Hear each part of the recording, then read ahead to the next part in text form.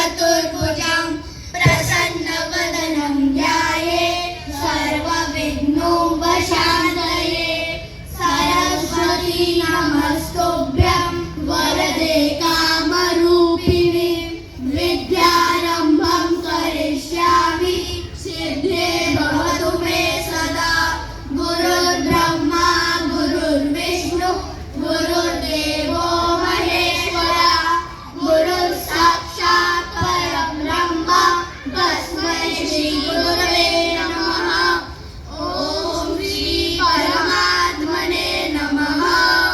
अयनेषु च सर्वेषु यथा भागमवस्थिताः भीष्ममेवाभिरक्षन्तु भवन्तः सर्व एव हि तस्य सञ्जनयं हर्षं कुरुरेतः पितामहः।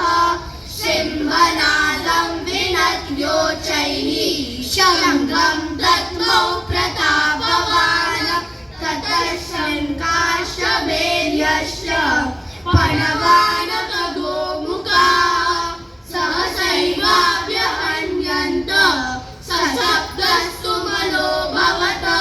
ततः श्वेतैर्हयैर्युक्ते महदिष्यन्तने स्थितौ माधवः पाण्डवश्चैव दिव्यौ शङ्खौ प्रदत्मधुः। पाञ्चजन्यं ऋषिकेशः देवदत्तं धनञ्जयः पौर्णं दद्मौ महाशङ्खं भीमकर्मा मृगोदरः। अनन्तविजयं राजा कुन्तीपुत्रो युधिष्ठिरः। नकुलः सहदेवश्च सुघोषमणिपुष्पकौ काशश्च परमेश्वासः शिखण्डी च महारथः। धृष्टद्युम्नो विराटश्च सात्यकिश्च पराजितः। द्रुपदो द्रौपदेयाश्च सर्वशक्तिपते। सौभद्रश्च महाबाहुः शङ्खादत्मु पृथक् पृथक्। सघोषोधार्तराष्ट्राणां हृदयानि व्यधारयत्। नभश्च पृथिवीं चैव तुमलोऽभ्यनुनादयन्।